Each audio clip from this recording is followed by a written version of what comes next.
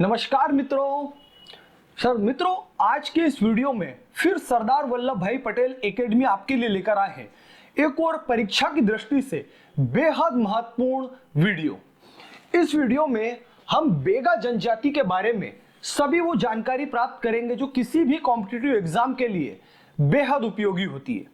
और आप याद रखें कि सरदार वल्लभ भाई पटेल एकेडमी आपके लिए पूरी तरह से एक निशुल्क टेस्ट सीरीज चला रहा है। साथ ही साथ हमारे चैनल पर आपके लिए science and technology, maths, MP GK, polity, history सभी की कंप्लीट फ्री पढ़ाई कराई जा रही है।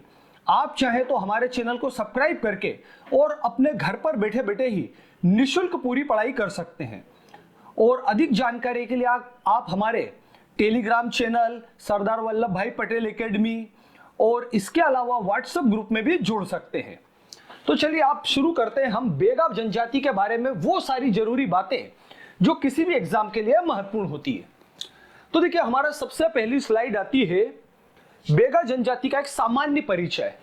तो देखिए सबसे पहला पॉइंट आता है कि बेगा जनजाति के लोग शेर को, लॉयन को क्या मानते हैं? अपना एक छोटा भाई।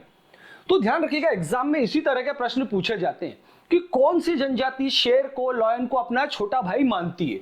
तो ध्यान रखिएगा वो क्या है? बेगा जनजाति।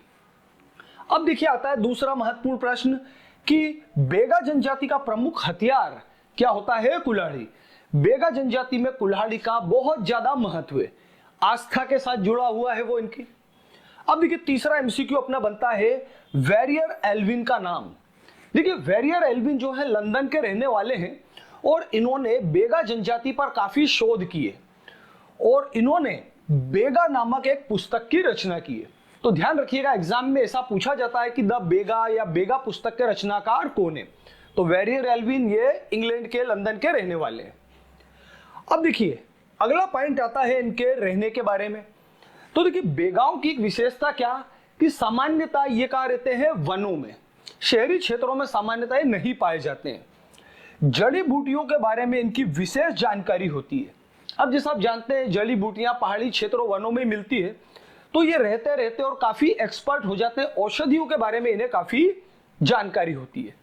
फिर आता है कुशल शिकारी होना। तो आप समझ ही सकते हैं वनों में रहने वाले लोग शिकार पर ज्यादा आश्रित होते हैं, तो बेगा जो है जड़ी बूटियों के भी एक्सपर्ट होते हैं, साथ ही साथ एक कुशल शिकारी। अब देखिए आता है घरों की दीवारों पर अलंकरण करना। देखिए बेगाओं की जो पेंटिंग होती है इसको अभी तक कोई स्पेशल नाम तो नहीं दिया गया है।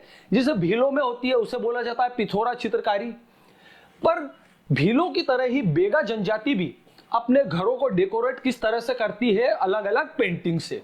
जैसे कि आपके सामने एक चित्र है, ये बेगा पेंटिंग का एक एग्जाम्पल है और अंत में हम इसके प्रमुख कलाकार भी देखेंगे। तो ध्यान रखिएगा ये तीनों चारों लाइनें आपके एग्जाम में पूरी तरह से एमसीक्यू का काम करेंगी। चलिए अब आगे चलते हैं हम सामान्य परिचय में ही। अब देखिए आता है इनका ओरिजिन। जैसे कि देखिए मैंने ट्राइब के पिछले वीडियोस में भी आपको बताया है कि कोई भी जनजाति की प्रजाति ओरिजिन जरूर याद रखिएगा। तो बेगा मूल रूप से किस प्रजाति से आते हैं? द्रविड़ मूल की एक जनजाति है। एग्जाम में ये आपका क्वेश्चन बनता है। अब देखिए आता है मध्य प्रदेश की छठी सबसे बड़ी जनजाति।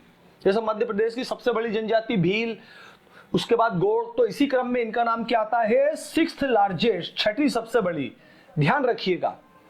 अब अगला आता है इनकी जनसंख्या लगभग 4,14,526, 4,14,526 और दूसरा 2.71%। तो आप परसेंटेज को एग्जाम के दृष्टि से जरूर याद रखना, प्रतिशत बहुत आता है एग्जाम में। अब देखिए आता है साक्षरता दर। तो वो कितनी है? सिर्फ 47%। हमने पिछले वीडियो में देखा तो सबसे ज्यादा गोड़ ही पढ़े लिखे हैं ट्राइब्स में, 60%। और बेगा जनजाति जो है काफी कम पढ़ी लिखी है, इसीलिए ध्यान रखिएगा ये प्रजाति भी जो है काफी पिछड़ी हुई है। तो ध्यान रखिएगा साक्षरता दर भी आपके काम आ सकती है एग्जाम में। चलिए अब आगे चलते हैं महत्वपूर्ण पॉइंट पर, इनके निवास स्थान के बारे में। तो ध्यान रखिएगा काफी महत्वपूर्ण। देखिए सबसे पहले आते हैं जिले। तो जिले क्या आते हैं? मंडला, शहडोल, उमरिया, बालाघाट, डिंडोरी, मंडला, अनूपपुर। तो ये कहां पर होता है? मध्य प्रदेश का पूर्वी हिस्सा और दक्षिणी हिस्सा। तो ध्यान रखिएगा मोस्टली बेगा लोग किधर रहते हैं? मध्य प्रदेश के पूर्वी हिस्सों में। अब देखिए आगे दिया सतपुड़ा मेकाल पर्वत श्रेणी। तो जैसा आपको पता ही है, अभी पिछली स्लाइड में अपन ने बात करी कि वनों में रहते हैं, तो वही सतपुड़ा मेकाल पर्वत श्रेणी क्या है, वन क्षेत्र, वहां पर इनका निवास स्थान है। अब देखिए एक जानकारी और मैं बता देता हूं आपको बेगाचक के बारे में। अपन आगे चलते हैं नेक्स्ट स्लाइड की तरफ, इससे आपको और अच्छे से समझ में आ जाएगा काफी महत्वपूर्ण बिंदु बेगाचक के बारे में। देखिए ये बेगाचक शब्द को आप याद रखना। देखिए डिंडोरी जिले में 6 ब्लॉक को गवर्नमेंट ने बेगाचक घोषित करा गया है, जिससे हम बेगांव का संरक्षण कर सके। तो देखिए ये जो है डिंडोरी जिले में बनाया गया है और इसमें कितने ब्लॉक आते हैं, 6। ये कहलाता है बेगाचक। ये स्पेशल एरिया मध्य प्रदेश राज्य सरकार द्वारा बेगांव के संरक्षण के लिए बनाया गया है। तो ये शब्द याद रखना, एग्जाम में काम आ सकता है। अब यहाँ पर खेती, जीविकोपार्जन या फिर ये अपना निवास स्थान बनाते हैं, तो बेगांव के निवास स्थान में खास हाईलाइट वाला पॉइंट है, आप याद रखिएगा। चलिए अब आगे चलते हैं, हम इनकी उपजातियों के बारे में बात कर लेते हैं।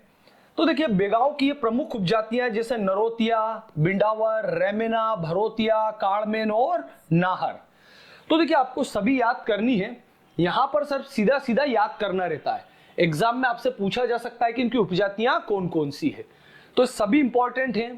ट्राइब के बारे में आप हमेशा ध्यान रखना, हर लाइन इंपॉर्टेंट होती है, चाहे कोई सी भी एग्जाम हो, कोई सी भी ट्राइब हो, उनके बारे में जितनी डिटेल आपको प्रॉपर वे में ज्यादा से ज्यादा याद होगी, वही आपके एग्जाम में काम आती है। चलिए अब अपन आगे चलते हैं अपनी नेक्स्ट स्लाइड की तरफ, इनके भोजन के बारे में बात कर लेते हैं। देखिए जैसा मैंने आपको बताया कि सभी ट्राइब का भोजन वही सामान्यतः शाकाहारी मांसाहारी दोनों होता है, वही बेगांव का भी है। फिर जैसे दिया मोटे अनाज, कंदमूल, फल, मांस इत्यादि खाते हैं, ये सभी लोगों में, सभी ट्राइब्स में कॉमन है। अब देखिए पेज, तो पेज वैसे मैं आपको पिछले स्लाइड्स में भी बता चुका हूं कि यह भोजन भी काफी कॉमन होता है। पेज को ऐसा समझिए मोटे अनाजों का सूप, और खास तौर से इसको गर्मी में यूज किया जाता है।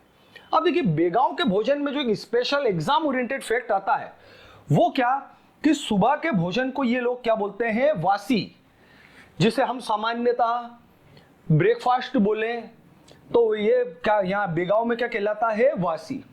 लंच को क्या बोला जाता है, ये पेज। तो पेज के 2 मीनिंग हो गए, एक सूप भी है और दूसरा क्या दोपहर का भोजन भी। अपने दोपहर के भोजन में पेज को भी यूज करते हैं। और शाम का भोजन हो गया है बियारी। तो ध्यान रखिएगा आप, तीनों वासी भी अपने लिए एग्जाम के लिए महत्वपूर्ण है, पेज भी और बियारी भी। ये फैक्ट आप बेगांव में स्पेशली याद रखना, ये इसी ट्राइब में आता है, सभी ट्राइब में नहीं है। चलिए अब आगे अपन चलते हैं प्रमुख देवी देवताओं की तरफ।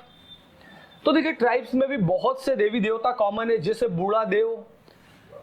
तो बूढ़ा देव की एक विशेषता ध्यान रखिएगा, ये काफी सारी ट्राइब्स में कॉमन है, और इनका निवास स्थान क्या होता है, साल का पेड़, साल के वृक्ष पर ट्राइब के ये लोग मानते हैं कि बूढ़ा देव निवास करते हैं। और इसीलिए साल का वृक्ष जो होता है बेगांव के लिए या बहुत सी ट्राइब्स के लिए पवित्र होता है, ध्यान रखिएगा। अब आते हैं नेक्स्ट, ठाकुर देव, तो ग्राम भूमि के देवता, दूल्हा देव, बीमारी रक्षक देवता। फिर एक पॉइंट आता है, देवताओं की पूजा सिर्फ पुरुषों द्वारा ही की जाती है, देवताओं की पूजा सिर्फ पुरुष करते हैं। अब एक स्पेशल फैक्ट याद रखिएगा कि बेगा ट्राइब में पिग की भी पूजा की जाती है, उनको भी ये पवित्र मानते हैं। चलिए अब आगे अपन चलते हैं, थोड़ा बेगा सोसाइटी के बारे में देख लें। तो देखिए बेगांव में पुरोहितों का स्थान किसे प्राप्त है, भारिया बेगा को। बेगा की उपजाति आती है भारिया, उनको क्या माना जाता है यहाँ पे, पुरोहित, या कहे पुरोहित को क्या बोला जाता है, भारिया। अब देखिए आगे आता है पंचायत के सदस्य। तो जैसे पंचायत में 5 सदस्य होते हैं, तो एक सदस्य को बोला जाता है मुकदम, एक को दीवान, एक को सम्राट, एक को कोटवार और दवार। यानी बेगांव की पंचायत के 5 सदस्य मुकदम, दीवान, सम्राट, कोटवार और दवार होते हैं। तो ये ध्यान रखिएगा आपसे। चलिए अब अगले पॉइंट की तरफ चलते हैं अपन, विवाह पद्धतियां। तो देखिए काफी सारे इसमें विवाह पद्धतियां हैं, ये सभी नाम आपको याद करने होंगे, उठवा विवाह, मंगनी, पैठुल, चोर, लमसेना, है ना। पर ध्यान रखिएगा इनमें भी संगोत्र विवाह नहीं होते हैं। वैसे ध्यान ना, भारत की किसी भी ट्राइब में समान गोत्र में शादी नहीं होती है। आप अलग अलग ट्राइब में याद मत करना, सभी में कॉमन ही है ये बात। अब देखिए सामान्यतः यहां पर जो है विधवा महिला द्वारा अपने देवर से भी शादी करने की अनुमति जो है बेगा जनजाति में दी जाती है। और सबसे महत्वपूर्ण आती है कि बाल विवाह की मान्यता नहीं है। ध्यान रखिएगा, बेगा जनजाति में एक नियम है कि ये बाल विवाह नहीं करते हैं। तो ये 2-3 पॉइंट आप याद रखना, समगोत्री विवाह नहीं होते हैं, बाल विवाह नहीं होते हैं, और साथ ही साथ देवर से भी कोई महिला विवाह कर सकती है अपने पति की मृत्यु के बाद। ये सारे नाम तो आपको देखिए याद ही करने पड़ेंगे, कुछ इसमें ऐसा बचता नहीं है कि अपन इसमें स्पेशल कुछ कर सकें।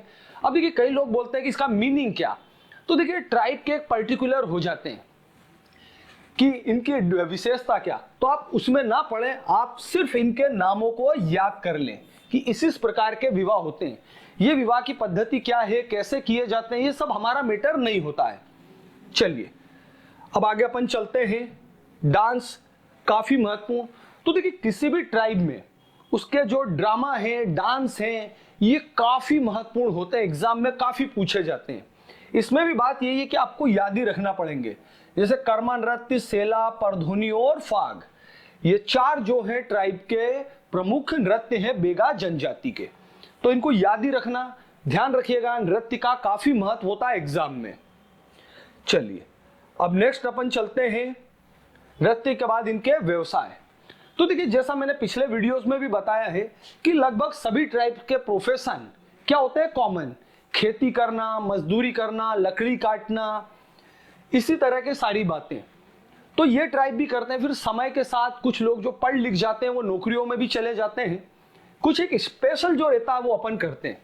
देखिए पहला आता है कि बेगा लोग झूम खेती ही करते हैं, और इसे क्या बोलते हैं, वो या तो बेवार बोलते हैं या पोंडू या दाही पोंडू।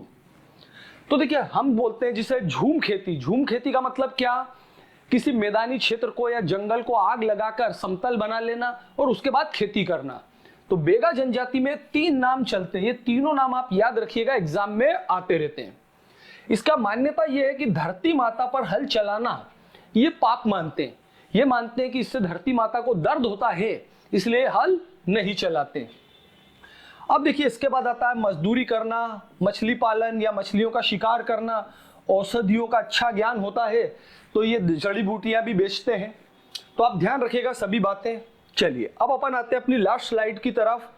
देखिए जैसा मैंने आपको बताया कि बेगाओं की भी एक प्राचीन पारंपरिक चित्रकला है, जिसका कोई स्पेसिफिक नाम तो नहीं है, परंतु बेगाओं द्वारा वो पेंटिंग अपने घरों को डेकोरेट करने के लिए की जाती है।